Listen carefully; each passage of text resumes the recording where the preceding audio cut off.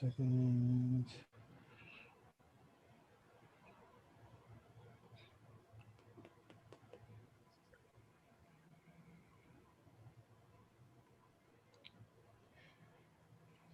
Going through it.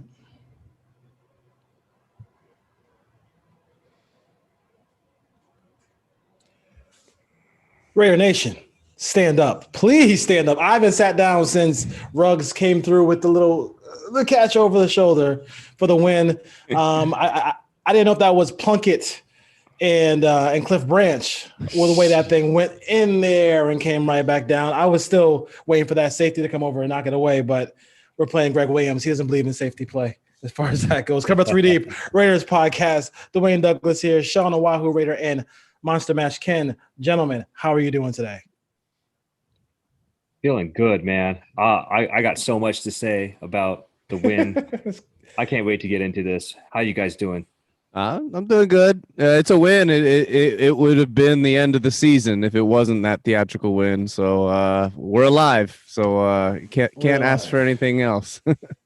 You can't ask for anything else. All right, you're definitely right about that. So Cover 3 Deep on Instagram, Cover 3 Deep on Facebook. We're on YouTube Live as well, so you can catch us there. For all the folks, thank you for listening to the show in the beautiful cities. We're talking about Los Angeles, California, San Diego, California, Honolulu, Hawaii, Pasadena, California, Albuquerque, New Mexico, where we got San Antonio, Texas, Guilford, Connecticut, coming in strong again, West Union, Iowa, and Paradise, Nevada, representing. I gotta get the East Coast listening. What's going on there, man? Come on. Well, Guilford, Connecticut coming in. They got people in Guilford, Connecticut.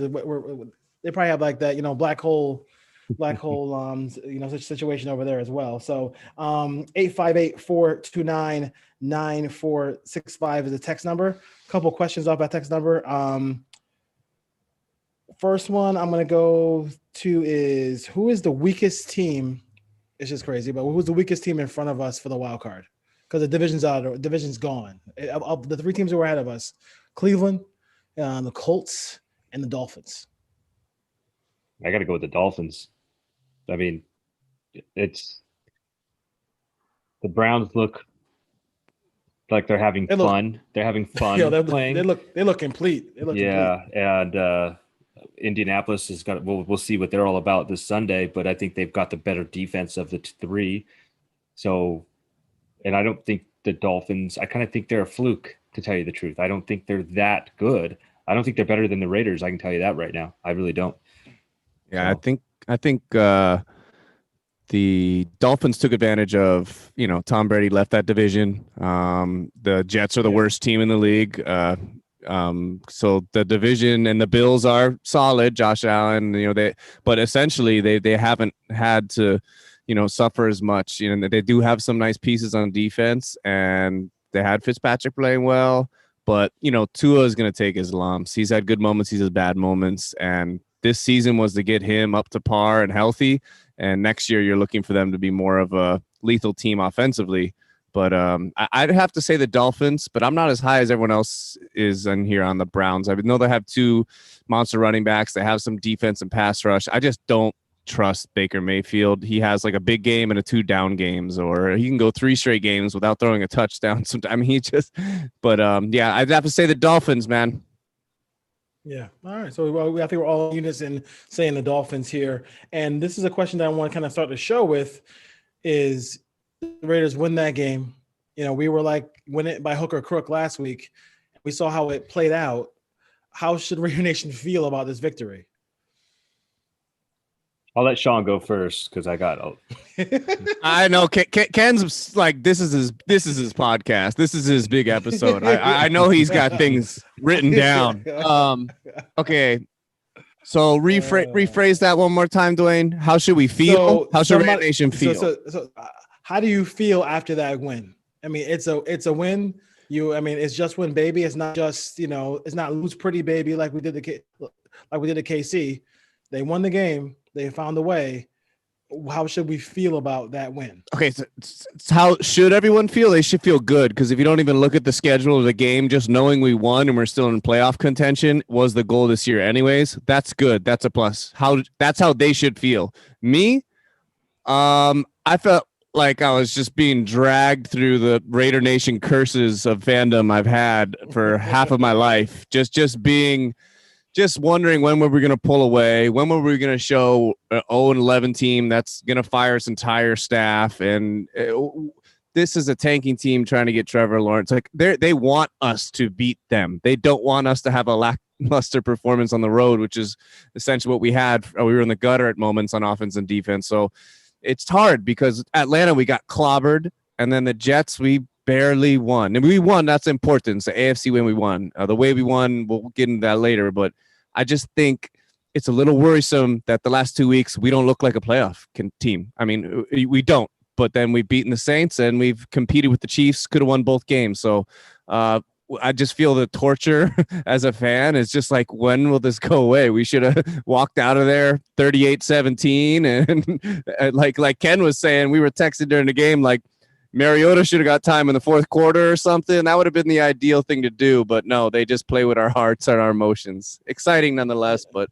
I'm not like overly happy. It almost feels like a loss to me. Yeah. On the contrary, very valid, very valid. But I'm happy. and I'll go into the details later, but Raider Nation should be happy, because if the Raiders do happen to take care of business and they do make it into the playoffs, which ultimately that's what we want. We want to have double-digit wins. We want to do better than we did last year, and right now we're at that point. So you just got to win, 1 or 2 more games, and it's whether that's a successful year or not, it's still a winning season. So overall, when you look at all the schedules and all the records, you're not going to remember each win and loss. I mean, we really have to think about it. So you're just going to look at that win column. So ultimately, yeah, we took care of business. It was ugly, but the ultimate thing is you're traveling back to Vegas with the W and not the loss. And you're not 6-6. You're 7-6. So I feel really good about it. Obviously, this team is a long way from competing with the top tier teams, but it's weird. It's an enigma, because they rise to the occasion against Kansas City, who is right now going to probably be the best team in the league, because the Steelers just lost. So it's a weird situation. I don't know. I will never understand this team, and I don't feel like you can turn off a game, because you're not out of it until the clock is over. So obviously we saw that. I mean, to me, the Raiders usually we've seen that game before, and the Raiders usually take the L in that game, right? I mean, there have been a lot of games where the Raiders have taken an L in that game. So I'll take the win, walk out of there and love it, because because this is, I mean, this there's back in the day, Mike Francesa, Christopher Matt Russo used to have that radio show in New York, on WFAN. Mike and the Mad Dog. And whenever Chris Russo used to always call it slaying the dragon. So when you're trying to overcome something, sometimes you need like a miracle moment to have that happen. If the Raiders make the playoffs, like Ken said, this is the moment we're going to look to, because I mean, we'll go into why it should never even happened in a little bit. But at the end of the day, I mean, they took care of this. You still have to, even if he's playing cover 0 when he shouldn't, Carr still has to make that pass. Ruggs still has to catch that ball. He still has to run the route the right way. So, got to give the Raiders credit for that. They escape New York, if you will, and do a lot of and stay in the race, like because they're only a game back. And I've never seen a season where the schedule makers basically knew what was going to happen this year, because they literally put everybody in front of the Raiders who they play. who they're fighting for the wild card with. So they have nobody to blame but themselves if they don't make it, right, Sean? Yeah, no, I think, like, to hit it on there, it's any given Sunday, right? That you throw that term around. Within the same day that the Raiders narrowly beat a 0-11 Jets team, guess what? The 8-3 Seahawks lost to a Colt McCoy quarterbacking the New York Giants. So, the circumstances are something you kind of have to try to put that to the side, because at the end of the day, the W is what matters. It's just, I think as Raider fans, we're just gone through so much that we just feel, can we trust this? Like, do I trust that this is the same team that should have beat the Chiefs both time, or do I think, hey, this is the team that last year finished 1-5 when the playoffs are on the line? So I think it's a trust factor comes into play, as other fan bases, they don't experience these kind of things as often as we do. So regardless, it's a win. It's a win. Yeah. No question Yeah, about it. I think that it's a good point. Can you trust this team? And I think if you kind of narrow it down, can you trust the defense is probably the real question here. So I don't really have a problem other than the Atlanta game. The offense has really shown up each week and kept the Raiders into games, and if not won the games for them. It's the defense that has really just been, I think, probably the worst defense we've had in since I can remember. There were a couple key plays. I mean, that gave us hope, but it was easily taken away just like that as well, just like the Kansas City game. So yeah, it's a good point. Can you trust this team to play until that clock is 0-0 and come away with a win? I don't trust the defense, not one bit. Let's get into that defense a little bit here, Ken, because you were the one who went to the draft. You said, hey, when the Raiders put number 4, when they took 96, you said, that's the guy I wanted. And he showed up big time. And this is not, sacks against the Jets and, he's playing a bad team. Mekhi Becton has had a great rookie season against some really good pass rushers this year. And Cleveland, did a great job of getting to the quarterback and causing some turnovers there. And was talking shit afterwards. Yeah, I think you got to think it's his second year, and he was out the last 3 games or something like that. He may not be producing sacks, but I think he creates a little bit of pressure from that side. But I think what people want to see from a top 5 pick, and myself included, are sacks and game-changing plays. This guy caused 2 game-changing plays yesterday, and while being homesick for 3 weeks. And that's what I like to see, resiliency. They travel across the country. He's sick and he comes in, he makes an impact, he makes it known. Crosby was getting pressure as well. But I think to speak to that pick, they lost Mac earlier in the year, last year, or whatever it was, or they had to get the best defensive end available. And whether that was pass rusher or defensive end, I think they drafted for position. I liked Ferrell in Clemson. I thought he was like an impact player. Yeah. I don't think that translated into the NFL right away, but I don't blame him. I kind of blame Gunther. And I mean, you look at all the technical coaching aspects of this league. People need to learn how to tackle, and they're tackling different. They got to tackle different now, and they got to play different, and you're not going to get these penalties, whatever.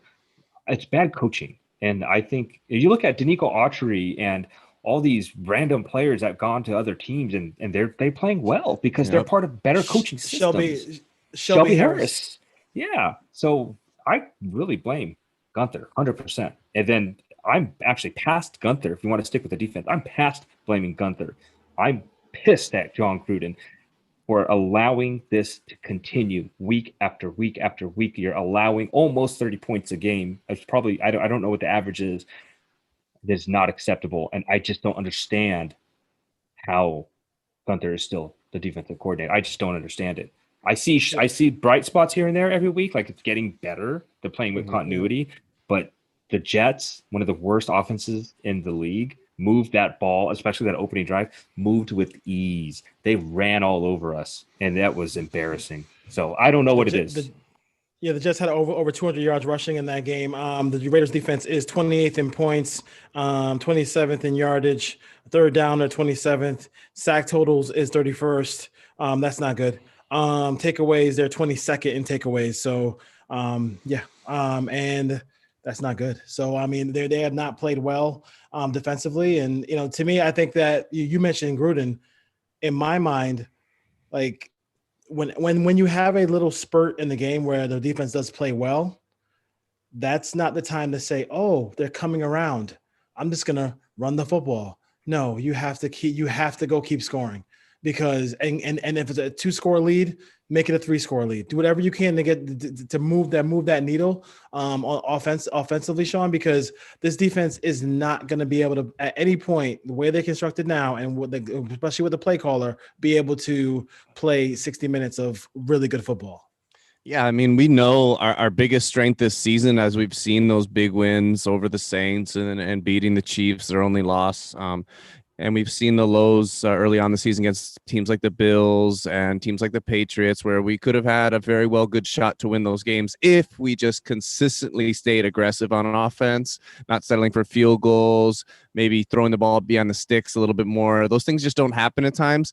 And I think as a head coach, Gruden needs to understand we're well deep into the season now. He needs to just know situationally how he needs to call these games. It's not the defense might play well for a quarter. It doesn't matter. You have to keep your foot on the pedal, and it's not happening in that kind of way. It's almost like Gruden is giving too much faith to Paul Guenther, obviously, because he still has a fucking job. He should have been gone already. I know no other team that has an offense of this type of caliber that can play at a playoff level would hang around with a coach as slobby as this. And I think it's all of its preparation. I mean, Adam Gase is on his way out. He's going to be fired no matter what in New York. He's one of the worst play callers. He scores the first drive of the game in most of these games, and then is nothing the rest. Like, he can't put anything together. And it looked like Sam Darnold was Chad Pennington, and looks like they had Chris, my favorite Martin, back there running all over us. It was like, this is not that type of team. To me, that's preparation. Maybe it is. Yeah, you get up for that big Chiefs game on Sunday Night Football, and you get put in extra hours that week because we want to be reading the Chiefs. Well, it doesn't matter, because the next 2 weeks you come back and lay eggs against the Falcons and Jets that are both going to pick top 5, top 6 in the league. I mean, you just can't do that. So it's hard. But to credit Ken, I think what he's pointing out with Clelin Ferrell was the guy I wanted us to take to it for. I was like, that's the guy. Development, we're so quick to forget, and I'm bad at that as well. I think a lot of fans are, because you want that instant credibility. Well, it doesn't always work like that. Not in a regular workforce. If you're a tradesman that turns a wrench, you're not going to be the best plumber right out of trade school. You're going to grow into that job and learn how to do it. And they've drafted guys like that. I feel like we're mirroring the same talk we had about Colton Miller. And now Colton Miller, there ain't nobody that's going to question him. Cleveland is starting to build that case down the backstretch. He's starting to say, okay, he can play ball. He's finding his groove. He had to change his body a lot, right? He spent this past offseason getting stronger and quicker and changing the way his weight works. And now his technique and things are coming together. So we have to hope that that's a positive to build into, that hopefully next year in year 3, Clelin Ferrell is, hey, we're like, you know what? He is a top 8, edge rusher, or he is, he's worth everything we did. So people just need to calm down. There's a little bit of emotion in it, unfortunately. But Ferrell, his 2 plays, one was on the outside as a defensive end or edge, and one he was interior lined up. So it's good to see that his versatility. We thought they're playing with him too much as a pawn, and maybe Guenther. I believe that you can. There's no way I can say Gunther's helping anybody's development. I'm just giving them their own credit at this point, just for the athletes they are. But it's good to see that we have something there. Like, if we have a new defensive coach coming in next year, I believe Cleveland will be someone who's going to start to get the credibility for being drafted for in that draft. Yeah, I mean, it just, to me, it's maybe a Raheem Morris, who knows, who will come in. Gruden is a guy who's gonna, if he's not familiar with you, he's probably not going to be on the staff. So that's kind of an issue there as far as that goes. But listen, the defense is the defense. But I think at this point, I'm on Ken's boat. I mean, you're the head coach. So that's your defense. You own it. You own it, man. You own it. You made all those moves. I do think, speaking of defense, they IR'd a healthy Malik Nas. Collins. Oh, Mo Collins, yeah. And McCollins, and they asked him yesterday if they asked him today if Carl Nassib was a healthy scratch, and he said yes. So I mean, at least he's getting, it took him. I mean, like they gave them plenty of snaps to make plays. Yep. And those guys haven't made plays. They won't be on the Raiders next year. I don't think any question about it. And good for him for playing other people who are working harder and making plays, guys. Yeah, well, I think you get guys like Tack McKinley and Beasley yeah, and I think we're gonna try to go with Beasley, and I think he only had like 18 snaps or something like that, but they looked like they were productive in their own way. But going back to what Sean said is Burrell it's a good comparison with Colton Miller. Like it's a developmental thing, learning a new system. You're not in college anymore. You're asked to do different things. Your body type is different. He was a little thinner coming out of college, but the ability is there. I think that with most of our players on offense and defense, the ability is there. I mean, look at Ruggs. Ruggs is a really talented player, and I was about ready to call him a bust yesterday until he saved the day, which we'll get to in a bit, I'm sure. But it's coaching. It's coaching, and I just don't think that if we're sticking with the defense, it's just not there right now. I mean, how do you miss that many tackles? I was so frustrated with it. Like, it's crazy. Yeah. No well, listening to just real quick, I get it. Listening to Gunther talk this week, and the things he's saying, I thought it was interesting because it made me think.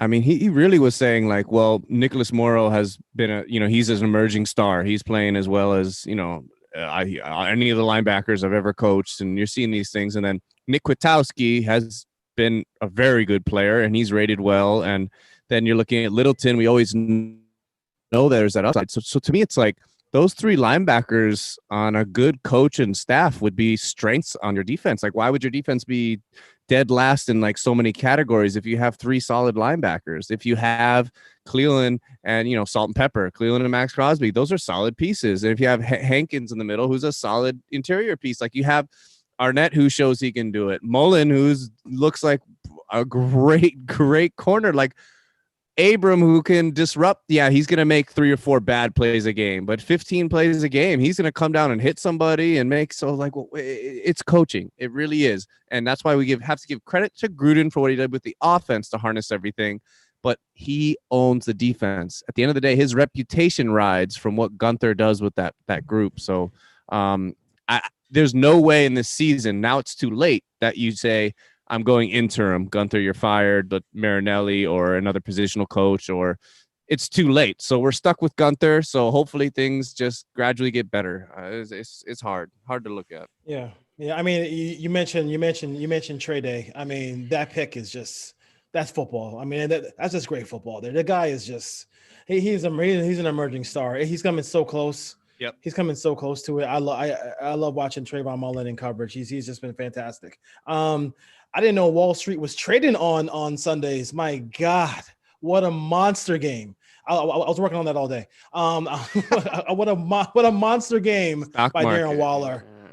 I mean, that was just beautiful to see. We all know the story about Darren Waller. It goes on and on, but he looked like a man playing with like little kids on Sunday. And it was good to see that the Raiders have a player that is as dominant as Kittle, as dominant as Kelsey. Like, that was the game that, we all wanted to see him have. And, people on, Raider Twitter is crazy. They were like giving credit to Waller and not giving credit to Carr. And I was like, okay, whatever. I guess he's throwing to himself, whatever.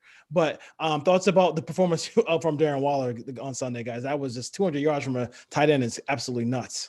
200 yards from anybody wide receiver is out of control. 2 touchdowns, 12 catches, 13 catches. I can't remember what it was. Yeah. I mean, this guy was, I put it this way. Waller's not a tight end. He is just, they can put him anywhere. And we don't have a number wide receiver. We have a number 1 receiver. He might not be a wide receiver. We have a number 1 receiver. And he is probably one of the best in the league at catching the ball and making plays, if he's utilized the right way. You look at some of his last couple of games, it was kind of iffy. He's, he whatever. But this game, as it should have been against that type of defense. I mean, he dominated, and Carr recognized it, and Gruden called his number in the play calling. I loved it. I loved every second of it. I think that's going to build morale for the offense and Waller. There's no argument there, and it upsets me that Carr threw for, was it 380 or 380? I think or something. 380. Yeah. And 200 of those yards went to Waller, but there's still 100 and something yards there for other receivers. So it was a good game for Carr. I didn't think Carr, he overshot a couple of things here and there, but I loved that the way they utilized Waller, because that's what was working and that's stuck with it. Normally you try to do this Mickey Mouse stuff and you try to add new elements. No, you just stuck with what was working. And at halftime, he's got like 150 yards or whatever, 130 yards, and they still keep going with it. So I loved every second of it. I think if this guy doesn't end up in a Pro Bowl, Pro Bowls don't mean anything to me. I think it's more for the player to say, like, I'm a Pro Bowl tight end, whether they play in the game or not. I just want that recognition for him.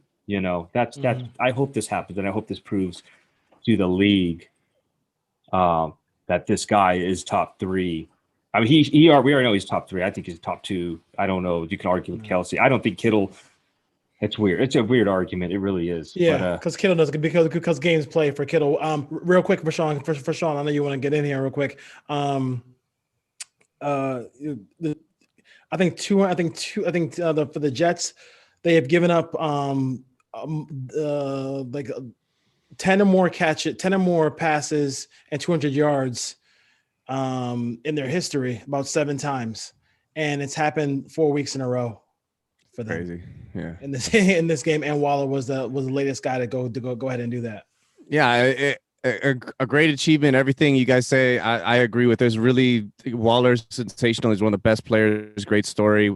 He is, and Carr loves to target him. He loves a big body person. We don't really have a big body wide receiver that's come on yet. That maybe Brian Edwards, someone else, materializes into that. But basically, I think what I've struggled with a lot of people. Ken kind of hit on it. Yeah, we don't have a star wide receiver right now. We really don't. We have a committee group, and we don't even target them at a high rate.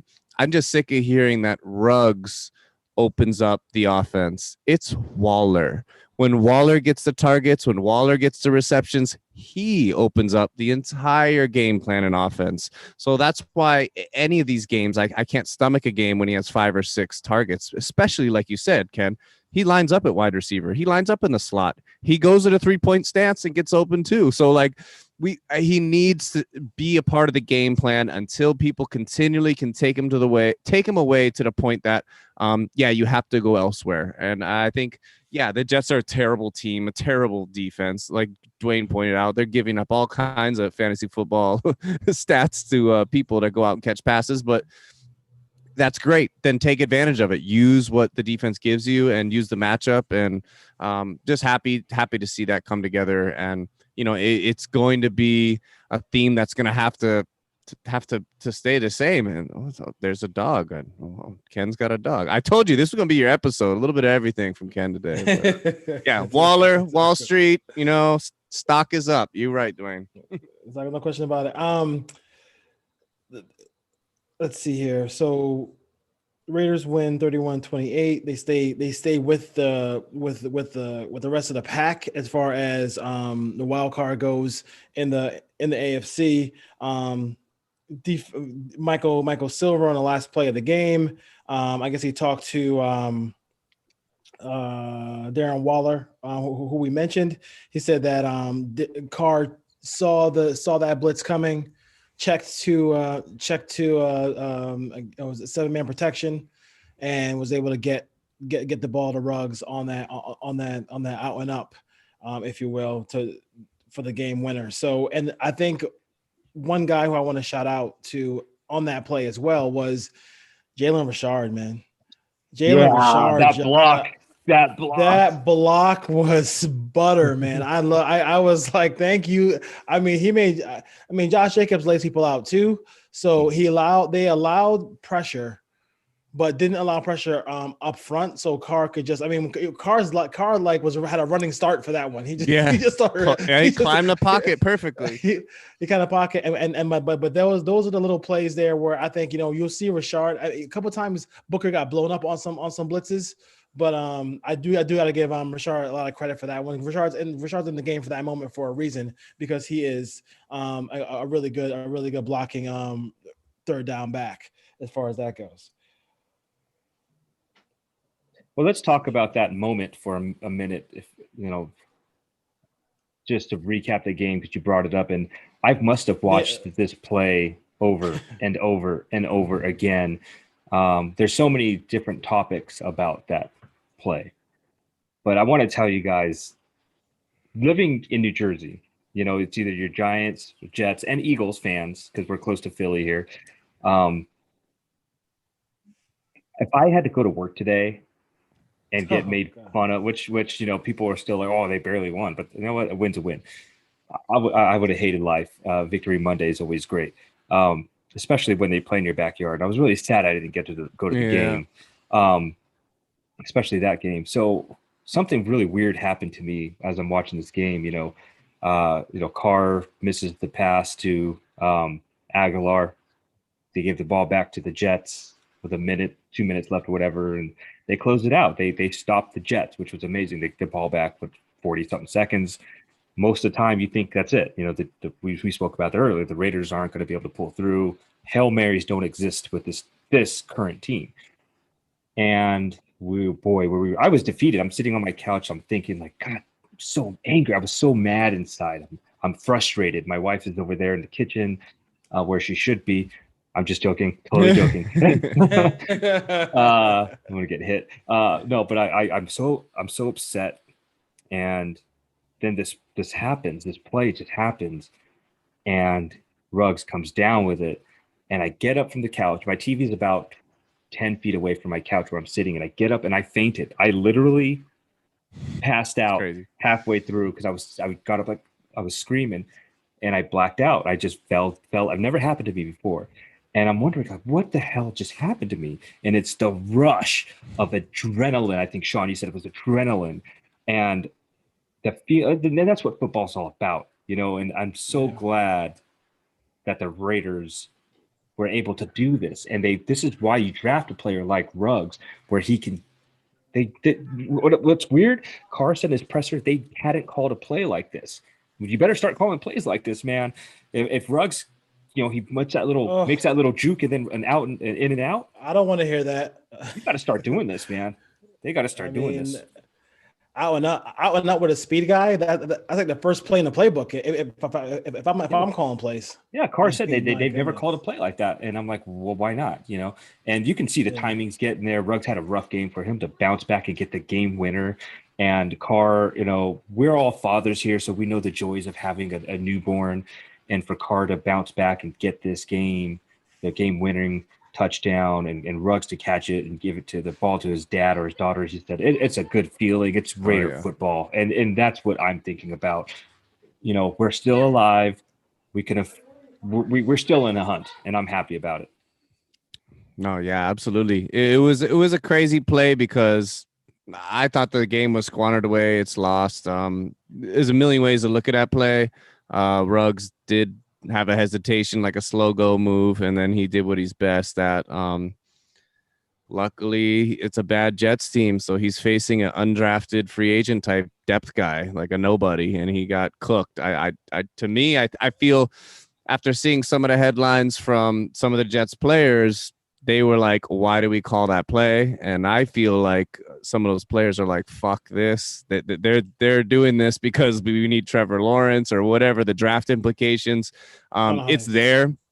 I think that's there. I do think it was just a strange ending. I felt like they were like, win the game, but you don't, for Greg Williams to do that. I don't know what that came down from. I think we'll hear some water cooler talk over the next week or two about how they face that. But amazing to see Ruggs do that. Like you said, and we all know he struggled. He had some games that could have decided the outcome, and instead he ends up being the hero. Carr climbing the pocket, making that throw. It was crazy. It was like dystopian. It didn't feel real. That's why this feel real. That's why this win. I mean, I could say one thing. Probably very few people in this podcast will understand this, but one player I comped, Ruggs to was Will Fuller, and since I'm a Notre Dame fan, a few years ago, funny enough, Deshaun Kaiser was a quarterback, and Will Fuller was, and we had the same situation about the same place on the field. And they threw a fade to Will Fuller at Virginia. There was a bunch of memes about it where fans were hanging over the thing, but it was like the same play. And I was like, how does this happen twice in a lifetime? Like mathematically, here's the thing. If you don't want to win that game, there's 4 guys standing on the goal line before the snap. There's 3 guys standing about the 20-yard line, and you're rushing 3 or 4, and everyone else is just dropping. You're playing cover 4 deep, not the name of the podcast, but that's essentially what you're doing, and you're creating a wall so nothing happens. I'm surprised the guy, after he knew his beat, he didn't just dive and trip Ruggs and take the PI on the like 20 or 18, and then just the game goes on. But regardless, I guess the debate about this doesn't matter. It's a win, and I'll probably remember this one forever because my gut, I was so disgusted. My phone was already blowing up from my friends. Ha ha, you guys, the Jets. It was over. It was done. And my mom and dad were like, oh, sorry, it doesn't look like you guys are going to pull it out. And I was like, yeah, it's okay. Yeah, we blew it. And then to see that happen and with the circumstances, knowing we can't afford to lose a game for the playoffs, super weird, but we got to just accept it and we got to move on. And hopefully it's one of those things that the whole team gets like, hey, we got blown out by Atlanta. We came back against a bad Jets team, but hopefully it is like, as Ken said, this was our game-changing moment down the back half of the season. Well, I want to dissect one thing real quick about this. You know, we got to remember. So they leave to Atlanta. They were not prepared for that game. It was a nightmare. When we put that behind us, we turn the page, we move on to the Jets. But when they come back from Atlanta, they have to quarantine for 2 days. There's no practice. It's online meetings. Wednesday, Thursday practice. Friday, there's probably a little walkthrough. Saturday, they leave. So you only get a couple of days of practice in there. And they travel back to the East Coast. And everybody's saying it's the Jets. It's still like you're still traveling. And I know all 3 of us have traveled a lot. Sean, back to the mainland. Dwayne, you back to the East Coast. That's a tough trip regardless. Mm-hmm. And these guys are crammed up in the airplane. They're huge men. They get out. Got to check it. It's just nonstop. Then you got to get in there. So I get that the Jets are they came in 0-11, whatever. They're an NFL team. They're a professional team. There's players on there that are playing. This is their job. Like they're going to get paid. They're playing for contracts. They're playing for whatever it is. And going back to that last play call, the blitz, if Jalen Richard didn't pick up that blitzer, then season's over. then the narrative is a lot different. The fact is, the Raiders rose to the occasion. They made the play, and they beat the team that was in front of them. It didn't matter how. And whether the Jets threw this game or not, that's their business. That's not our problem. We won. Yeah, maybe we should have won by a lot more points, but we didn't. We came home with the W, and that's all that matters. And it was a beautiful play. And when you go back and you watch the season highlights, you're not going to see we go into the Jets, they're a losing team. You're just going to see that play and the Raiders win and they go on to the next team. So point is, I hate the Jets. I'm so glad that the Raiders came in, took care of business. Carr made one of the most prettiest passes I've seen and probably in his career. I don't know. And he made up for it because he missed a couple earlier. But yeah, and way to redeem it for Ruggs. That's what I'm talking about. And that's what football is all about. Yeah. So the game, a lot of ways, it was a little bit like the Crabtree play where they had to keep going and going and going and trying and trying. I mean, the Renfro play got called back for a very questionable holding penalty on Gabe Jackson. I was like, all right, where's the holding on this play? When I watch games, when I saw that play, I was like, I have to pause at every single touchdown in the National Football League because there's so many flags that I get happy once the ball is kicked through the uprights on the extra point. Yes, it counts. They can't go back now. I mean, it's really. I'm that cynical on every touchdown. It's ridiculous. Second thing, the Raiders in the second half. I don't care what you do in the first half. They have to find a way to keep 3 timeouts. Like I mean, it's really, they never have 3 timeouts in the second half. If you watch all these games, they never have 3 timeouts in the second half. I understand. I know what Derek is doing a lot at the line of scrimmage. I get it. My head would be spinning if I was doing all that stuff, but you got to find a way to have 3 timeouts.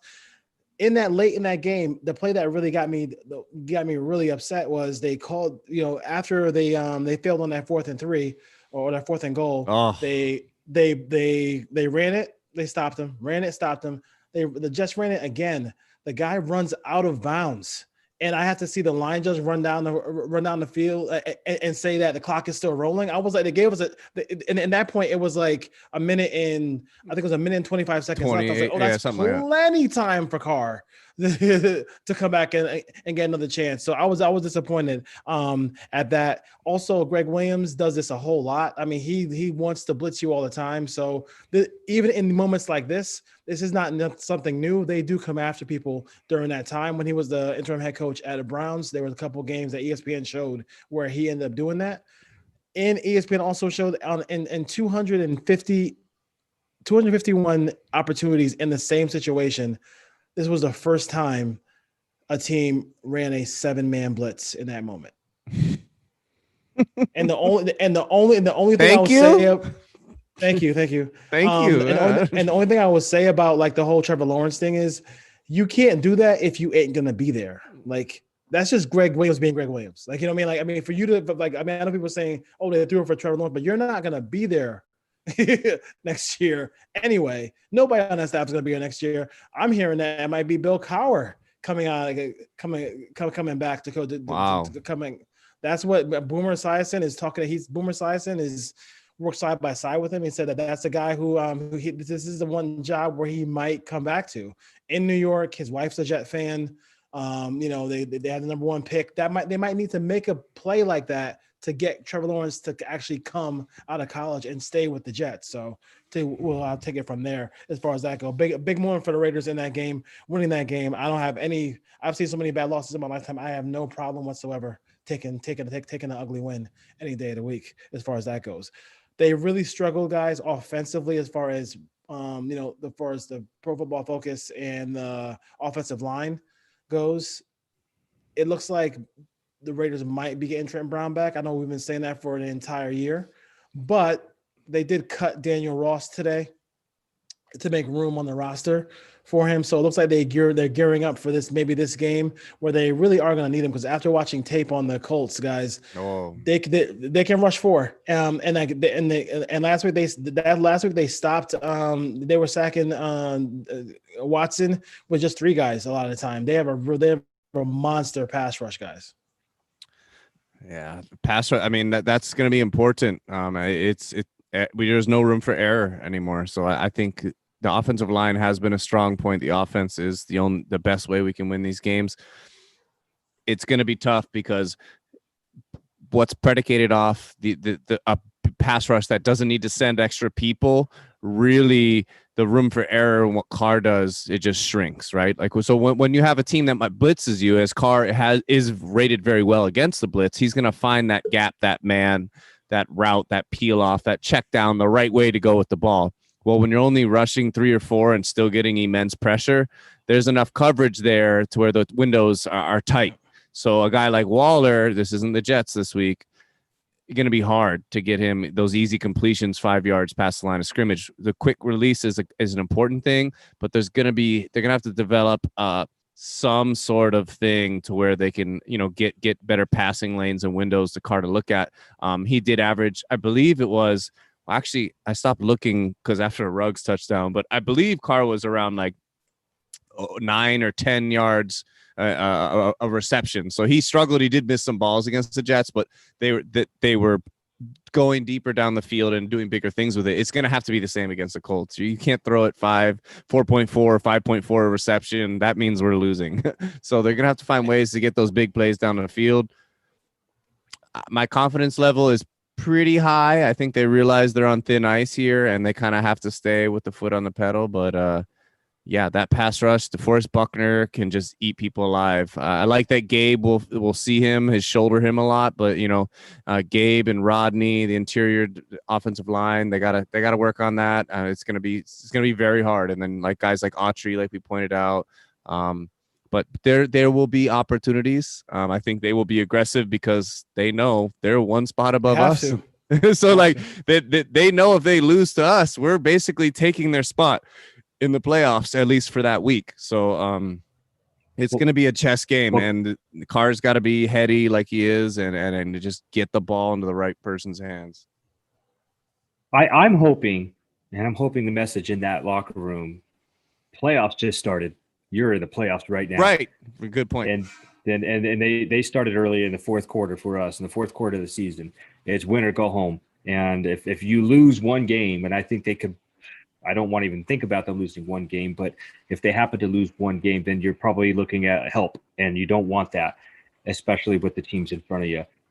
The Chargers scare me the most out of these last 4 games, to tell you the honest truth. I know they got their asses handed to them yesterday, but I'm just that's the one game that I'm circled right there. I'm not. I think that the Raiders will be okay against the Colts. I'm not super worried about it, but it's the Chargers. That's the one game that I'm really scared about. Playoffs just started. We're in the playoffs right now. Yeah. As far as I totally agree with what you just said, Ken. Looking at the game, you talk about our good fortune on the Ruggs play. The as good as the Colts were, they had some really good fortune in the Texans game. Yeah. They were up 6. Watson drives them all the way down to the 2-yard line, and he fumbles a shotgun snap with a minute left, where where the Texans could have really helped us out. Of course, they didn't. But they were able to recover a fumble there. The 28 that they have looks a lot like our 28. So he is a fantastic runner. So they have, but I think the one guy who really personifies that team is not Wilkins, but the other running back, number 21. I was Hines. his name. Hines. He is the. Yep. To go back to the Pistons and Vinny Microwave Johnson, like he is that kind of guy. Like he makes them go. Like they use him everywhere. They use him in shotgun plays and zone reads. They use him in the I formation. They will have him return kicks. Like Hines is a guy who scares the hell out of me in this game. And also last week, the one thing they did that they haven't done all year, the Colts, was they got T.Y. Hilton going. T.Y. Hilton has not really been silent year. Yeah. They've been kind of in a silent year. Pittman, that guy, I wanted the Raiders to grab Pittman for obvious reasons, because he can play and he can fight on. So those are really big things there. I am worried about this game. I think this game has. You guys remember the Lions, the Sea of Hands catch that Calvin Johnson made? The 8 and 8 year with Hugh Jackson. Yeah, exactly. This game has that feel for me where like it is like if they win it, they're going to the playoffs. If they lose it, you're gonna feel like they're not. But the Colts are a fantastic team. The one thing I like about them is that as good as Rivers is in this offense, we know where he's gonna be. Yep. It's a familiar foe. The problem is he didn't take the offensive line from the Chargers with him. That offensive line, even with some guys who were hurt on that left tackle and right tackle for the Colts. Nelson is a beast at guard. They're gonna run the ball against the Raiders, and it's gonna be a real tough haul for them to come out with a victory. But hopefully, they are able to do so. I think for me, you mentioned I mentioned a message, Ken. The message that I would have for the Raiders is, since the Cardinals have had that play, Kyler Murray, the Hail Murray, have they won a game yet? I don't think so. So like that's what I would tell my team. Hey, look at the Cardinals. They had that miracle play, last play of the game. Everybody's going crazy, and they haven't won a game yet. We gotta stay focused. And the playoffs, like Ken said, the playoffs start now. Let's get cracking. Yeah, I agree. That's a good point. No hangovers. Just get into it. Philip Rivers. It can't be hangover. It can't be. Come on. 4 games left. No. The run game. The run game. I think it was Jonathan Taylor. Jonathan Taylor can make some plays. He reminds me Yeah. of Josh Jacobs in a lot of ways.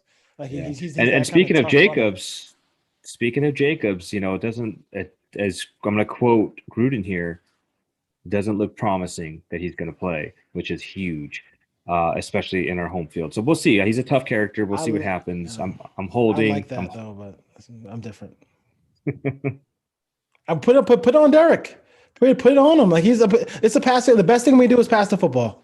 Yeah, Like, it really is. It really. I think last year we were a Jacobs team. This year we're a Carr team. Like really, like it changes sometimes. I mean, I don't want to. I mean, I'd rather have him. I'd rather not. I'd rather have him than not have him. But I just feel like this is Carr's moment, man. Like I mean, he doesn't like this is like he's making plays. He's winning in games that are under 40 degrees. He won at Kansas City. Yeah. Like he's shattering all these moments here. And I think rushing for touchdowns. I mean, rushing for touchdowns. You know what I mean? Like he's doing a lot. He's had more first downs with his feet this year than any other year in his career. Whole career. So, I'll do you one better. I'll do you one better. You like that Josh Jacobs may sit. I think right now Trent Brown is more crucial to come in and play than Josh Jacobs. I would say yes. If I had absolutely, if I had to choose which guy this week, I would definitely with this pass rush with Justin Houston, who just had a safety last week on Deshaun Watson. Like I would definitely take him back. Even if he doesn't, honestly, even if he sits the rest of the season.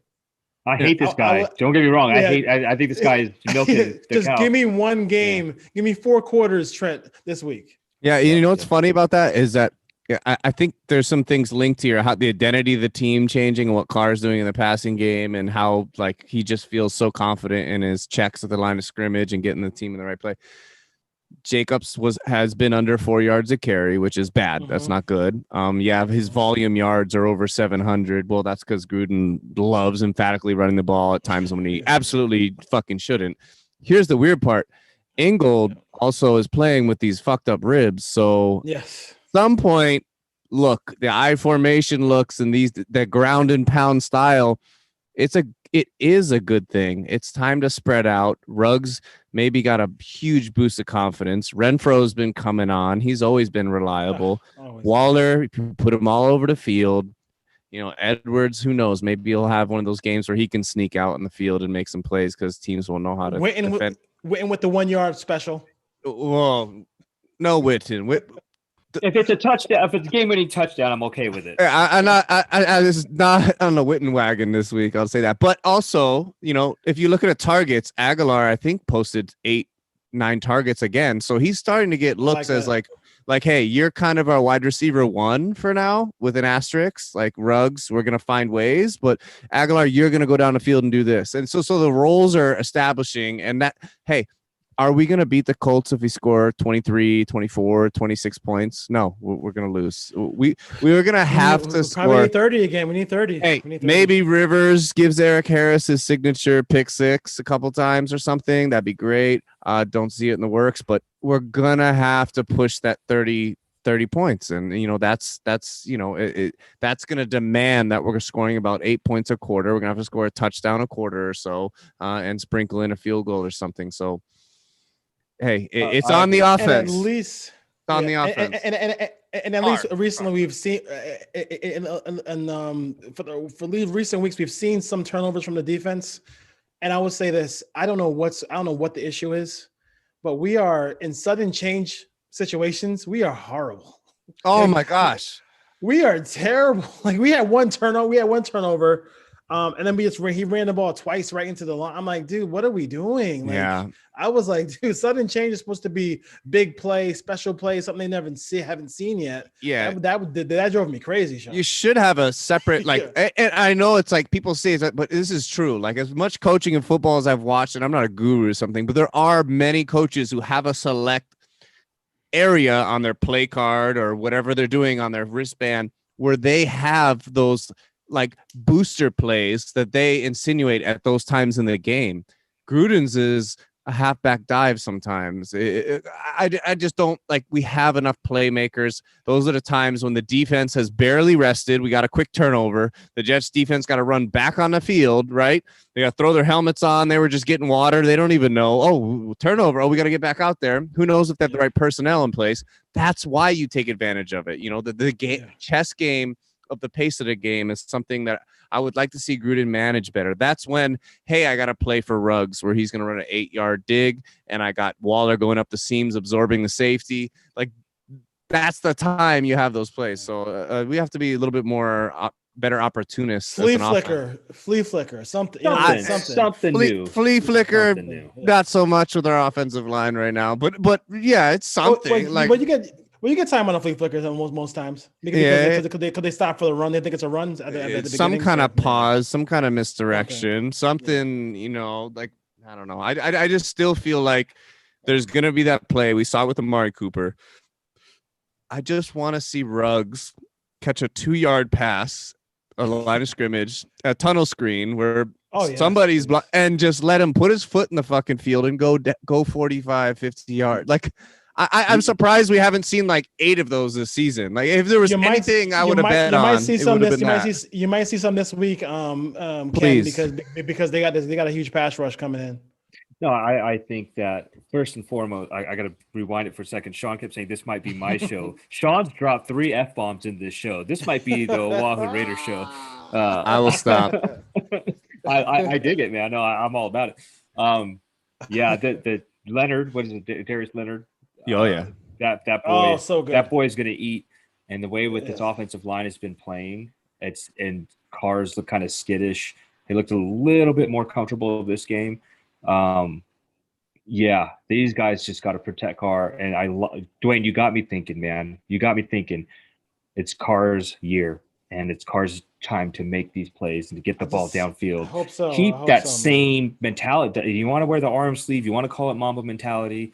Let's see it, man. Get your team. This is your team, Derek. Just like that awesome banner you got in the background there, Derek. This is Carr's team. Take them to the promised land. Take them to the playoffs. You want to play off? He said it in his presser. I want to play in the playoffs. I missed it. I broke my leg. Yep. This is your opportunity. The Redskins, close. We beat Kansas City. The Redskins just beat the Steelers. This is wide open. Don't let anybody try to tell you that this is like some foregone conclusion about who's going to the Super Bowl. I'm not saying that the Raiders are ready for all that. I'm just saying that you don't know with COVID.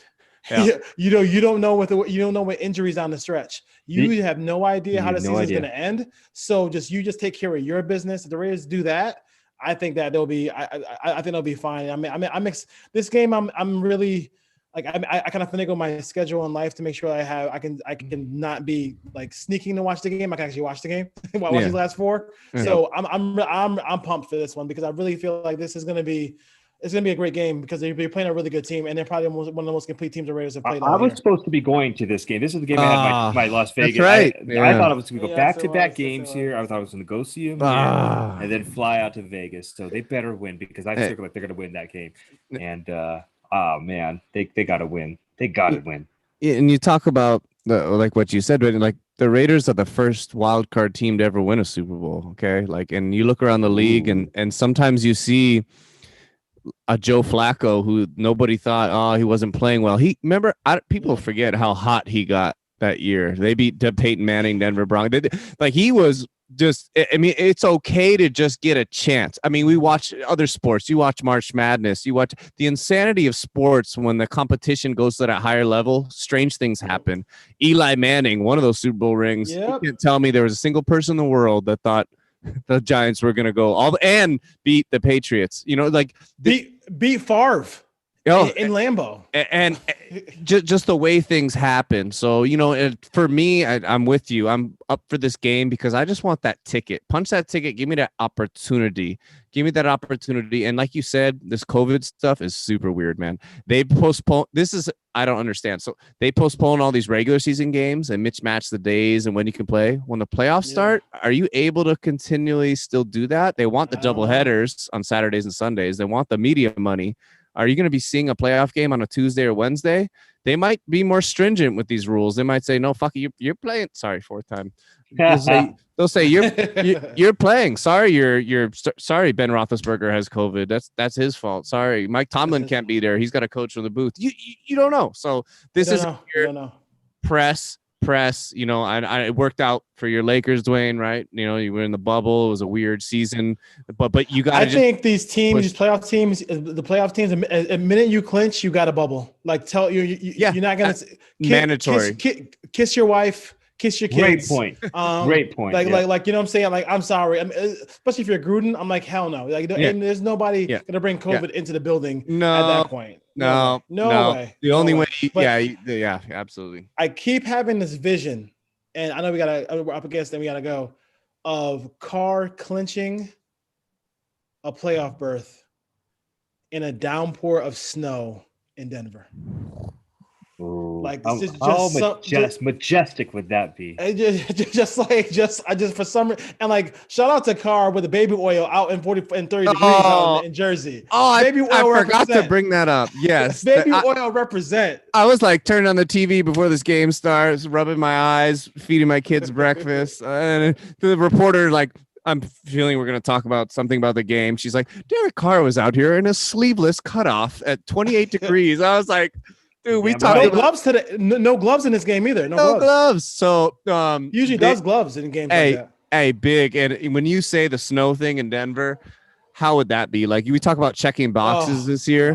Talk about checking boxes. If it were snow in Denver on the road, rival, and it were, he has a good game and playoffs are clinched. Like, hey, like that. I mean, yeah, beautiful. Whatever. He can make a snow angel or do whatever he wants. Like that's what we want. That's what every fan wants is your franchise quarterback to be that guy that you can make that tilt. So hopefully we see that. Yeah, I mean, if it works out and we're dreaming here, I mean, he could be playing in the snow there and possibly be playing in the playoffs the following week in the snow, whether it's in Kansas City or Pittsburgh. So true. Yeah. Hey, we're gonna see what happens. Oh, they got a bye week though. They got a bye week. Don't they? Only the one seed has a bye week. The one seed. So yeah. That's what I'm saying. It's gonna be one or the other. I think. The top seed. Yeah. But it's most likely they're gonna be playing in the snow 2 weeks. I like I said, punch the ticket. I just want the opportunity. I'll tell you what though. I told my wife if they go to the playoffs and one of those teams, I think they're allowing fans of Kansas City is at least. I'm gonna go. I'm gonna go, man. I think I'm gonna go. Hey, go, man. You should. I mean, I wouldn't go to Kansas City for anything, but not even barbecue. I think. I mean, I'd rather. Yeah. I'd rather see Carr talk about check about. I'd rather see him beat a Heinz Field terrible towel type environment. I don't know. I hate the Chiefs and the Steelers, so I don't know. But hey, so punch the ticket. First come first, we have to go beat Phillip Rivers again. So let's just do it again. As the Raiders have done that over the last couple of years. Cover 3 Deep on Instagram, Cover 3 Deep on Facebook, Cover 3 Deep on Twitter, Cover 3 Deep on YouTube Live. Thank you for joining us here on the Cover 3 Deep Raiders podcast. The Raiders are taking on the Horseshoes. We'll see what happens on Sunday, man. It's going to be I'm telling you, man, that's the game of the week. I'm telling you right now, it's going to be a great game on Sunday. Hopefully, we have the ball last in that moment. I don't want to be going against chasing Pittman and T.Y. Hilton and Doyle all over the place in that moment. So, Ken, how are you going to leave us, Ken? How you going to let the Raider Nation know what's going on next week, baby? No hangovers. If the Raider Nation, stay off the toxic Twitter, man. Everybody counted this team out.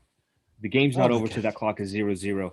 Stick with your team, represent your team, wear that Raider gear proud, cheer for your quarterback, win, lose, or tie, Raiders till we die. Oh, I love it. I'm not sure I can top that. I love it. I just say, hey, take note of what this coaching staff and Carr does this week, because this is year 3 of Carr Gruden.